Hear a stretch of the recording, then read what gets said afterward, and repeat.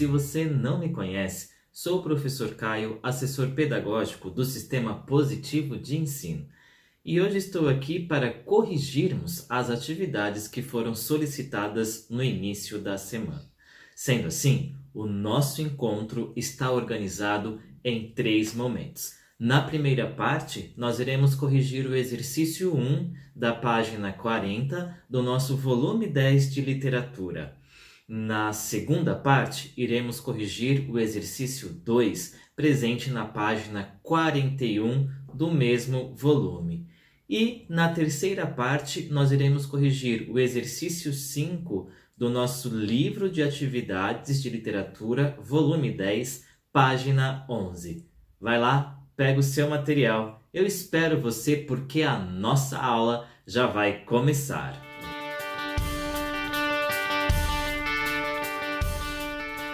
Como nós havíamos anunciado na introdução dessa nossa aula, a primeira parte dela nós iremos corrigir o exercício 1 da página 40 e 41.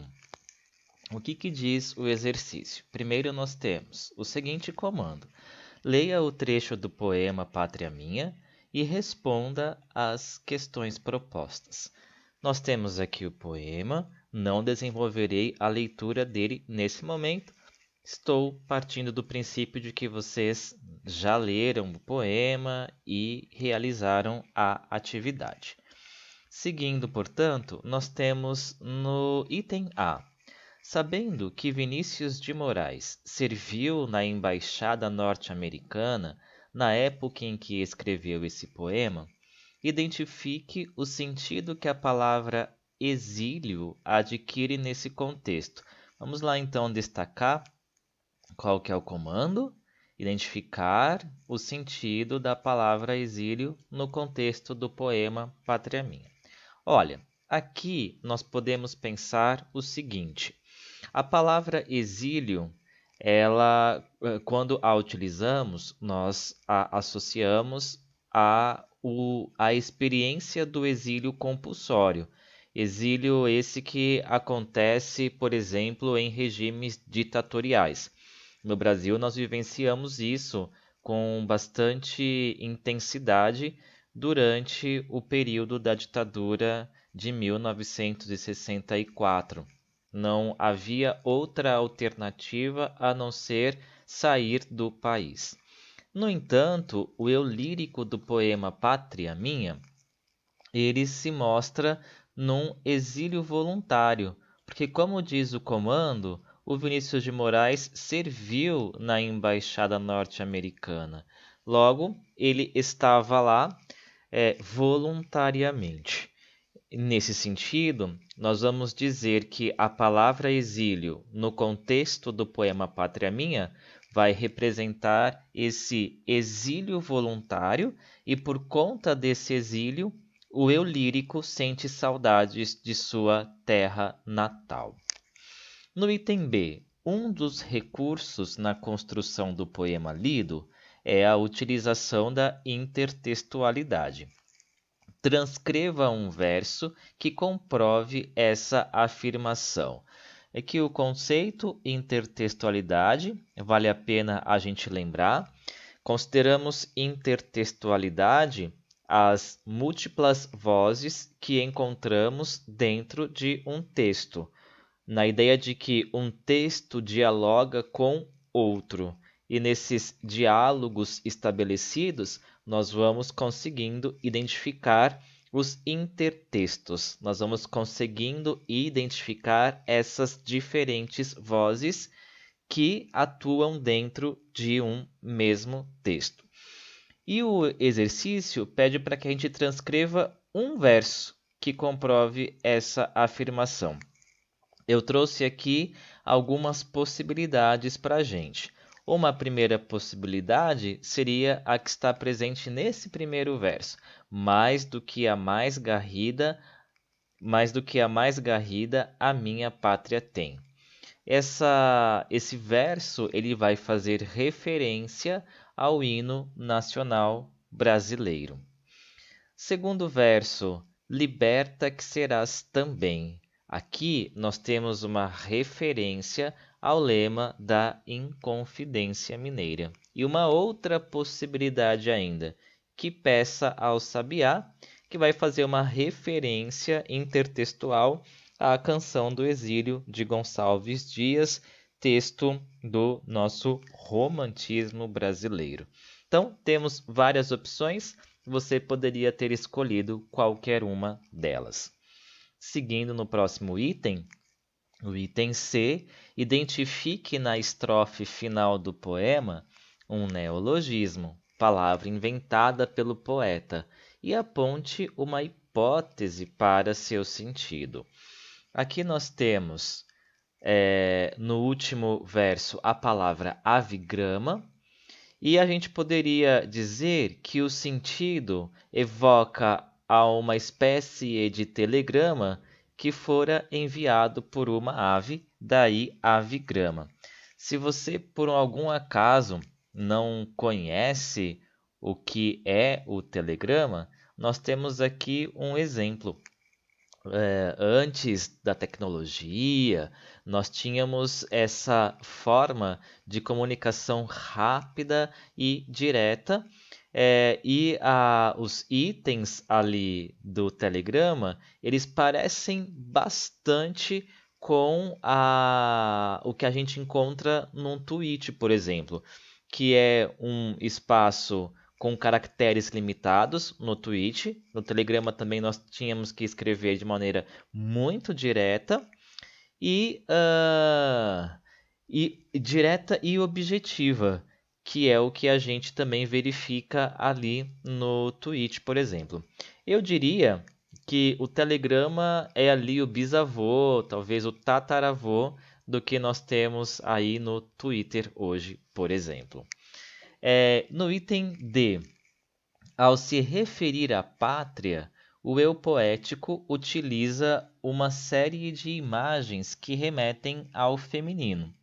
Sobre elas, é possível afirmar que a pátria é vista exclusivamente como mãe.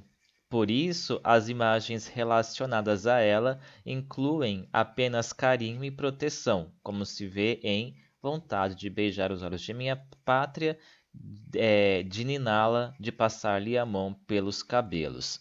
Aqui não é verdade.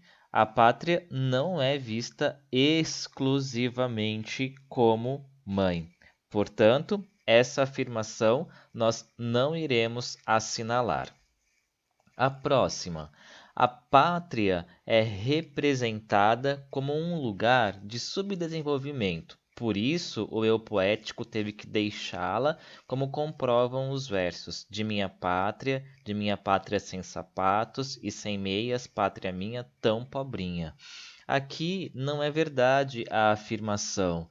O fato de a pátria ser representada em algum momento como um lugar de subdesenvolvimento, não foi por isso que o eu poético deixou a pátria. Portanto, essa segunda afirmação também não é a que a gente quer. Sendo assim, sobra a última. A pátria assume vários papéis femininos. Ora de mãe, ora de filha, ora de amada, como é possível perceber em não te direi o nome, pátria minha. Teu nome é pátria amada, é pátriazinha. Não rima com mãe gentil, vives em mira como uma filha que és. Chegamos aqui ao final da primeira parte da aula. Te espero na parte 2. Até já!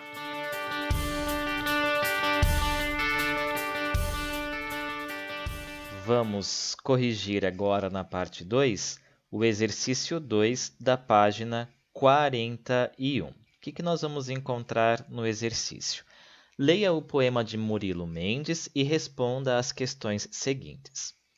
Pré-história. Mamãe, vestida de rendas, tocava piano no caos. Uma noite abriu as asas, cansada de tanto som, equilibrou-se no azul, de tonta não mais olhou para mim, para ninguém. Cai no álbum de retratos. No item A, nós temos o seguinte enunciado. identifique a métrica do poema, comprovando sua resposta com a escansão de 2 de seus versos. Aqui, em pré-história, nós vamos perceber um poema cujos versos são em redondilha maior, ou seja, eles apresentam 7 sílabas poéticas. Fazendo a escansão, eu trouxe os 2 primeiros versos do poema. Vamos lá? Mamãe vestida de ren. Nós paramos em ren porque rendas é a última palavra do verso e ren é a sílaba tônica dessa palavra. Contando, olha lá, 1, 2, 3, 4, 5, 6, 7 sílabas. E no segundo verso, mesma lógica. Tocava piano no Cá, paramos em Cá, porque caos é a última palavra do verso e Cá é a sílaba tônica. E aí nós temos 1, 2, 3, 4, 5, 6, 7 sílabas métricas, apresentando para a gente, portanto, o verso de redondilha maior, tá?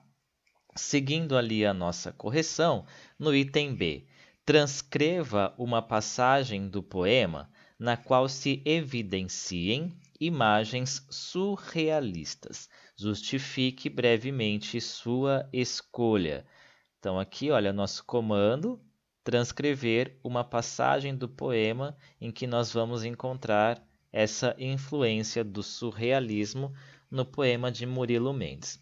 Eu trouxe para a gente aqui algumas sugestões. Na sugestão 1, tocava piano no caos.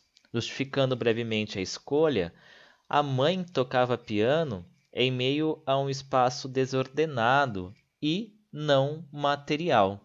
Essa não materialidade deste espaço nos remete a uma imagem surrealista. Sugestão 2. Uma noite abriu as asas. A mãe tem asas e voa em direção à morte. A justificativa da escolha que a gente realizou. E aqui mais um verso que traz para a gente uma imagem surrealista. No item C, o que nós temos? Interprete com base na leitura do poema o que aconteceu com a mãe do eu poético. E aí, o que vocês colocaram como resposta?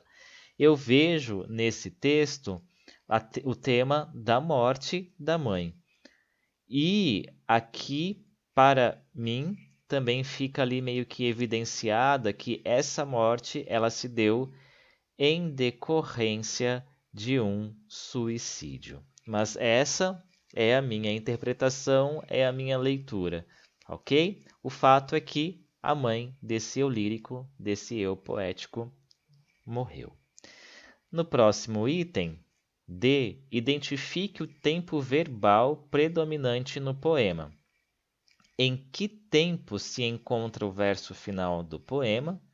Que sentidos podem ser atribuídos a essas escolhas? Então, são vários comandos em um enunciado só. Vamos marcar os comandos. Então, olha, identificar o tempo verbal que predomina. Depois, em que tempo se encontra o verso final. E depois, que sentidos nós podemos atribuir. Tá? Então, aqui os 3 comandos que a gente vai precisar de dar conta nesse exercício. Vamos começar pela identificação do tempo verbal. Olha só, eu trouxe aqui para a gente os verbos que estão presentes no texto. Tocava está no pretérito imperfeito, do modo indicativo. Abriu no pretérito perfeito, do modo indicativo. Equilibrou-se, também, pretérito perfeito, do modo indicativo. Olhou, também, pretérito perfeito, do modo indicativo. Cai, encontra-se no presente, do modo indicativo.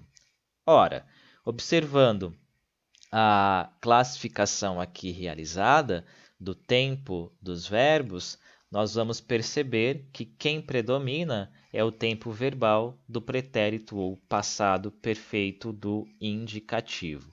E aqui nós atendemos ao primeiro comando: identifique o tempo verbal predominante. O tempo verbal predominante é o pretérito perfeito do indicativo. Em que tempo se encontra o verso final do poema? O verso final do poema é aquele que vai dizer cai no álbum de retrato. Logo, nós temos aqui, olha, que o verbo cai encontra-se no presente do indicativo. Logo, o tempo do verso final do poema é o presente do indicativo, como está aqui colocado para a gente. Aí vem, que sentidos podem ser atribuídos a essas escolhas? Vamos lá. No verso final, nós temos a ocorrência do presente histórico. E o presente histórico, ele é utilizado para apresentar para a gente, para narrar fatos passados, mas essa narração confere uma certa atualidade. E, dentro dessa perspectiva, nós podemos afirmar que a escolha por essa transposição do tempo verbal no último verso vai trazer para a gente a ideia de que os efeitos da morte da mãe sobre o eu lírico, esses efeitos permanecem até a atualidade desse eu lírico do poema. Item E. Considerando sua resposta aos itens C e D, explique o título do poema. E aí vamos lá. A pré-história do sujeito poético seria o tempo antes da morte da mãe. Sua história teria se iniciado após a morte dela e vigorado desde então. E aqui é só a gente se colocar no lugar desse eu lírico, pensando na morte da mãe dele e o quanto esse evento, o da morte da mãe, é significativo e o quanto esse evento marca a história do eu lírico, tanto é que é a partir deste evento que ele passa a considerar a sua história. O que aconteceu antes, na presença da mãe, é o que ele vai chamar de pré-história. Chegamos aqui ao término da segunda parte da nossa aula. Vejo você na parte 3. Até já!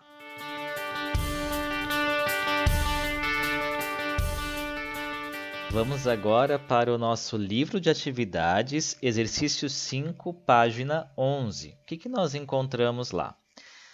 Leia o poema a seguir e faça o que se pede. Dorme, ruazinha. Dorme, ruazinha, é tudo escuro, e os meus passos, quem é que pode ouvi-los? Dorme o teu sono sossegado e puro, com teus lampiões, com teus jardins tranquilos. Dorme, não há ladrões, eu te asseguro, nem guardas para caso persegui-los. Na noite alta, como sobre um muro, as estrelinhas cantam como grilos.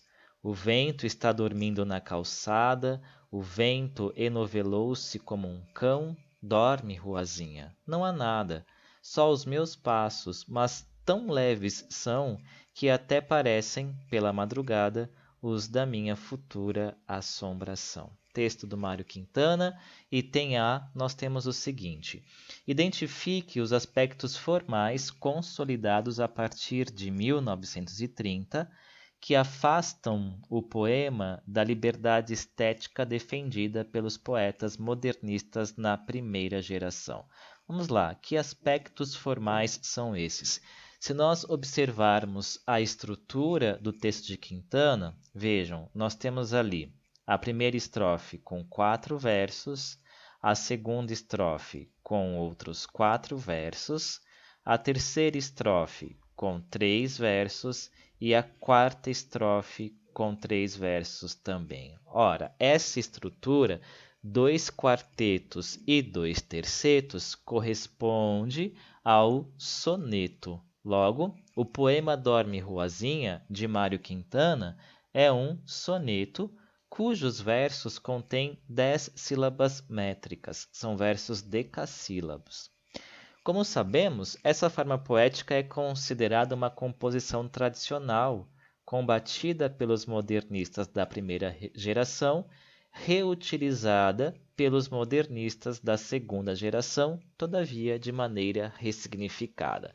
Aqui eu quis apresentar para vocês um exemplo de resposta a texto para lembrar que nessas atividades nós estamos exercitando essa escrita pensando a possibilidade dos exames vestibulares solicitarem de vocês, e eles solicitam, questões discursivas. Então, como é que nós respondemos a essas questões? Aqui nós temos mais um exemplo para que vocês possam se inspirar, ok?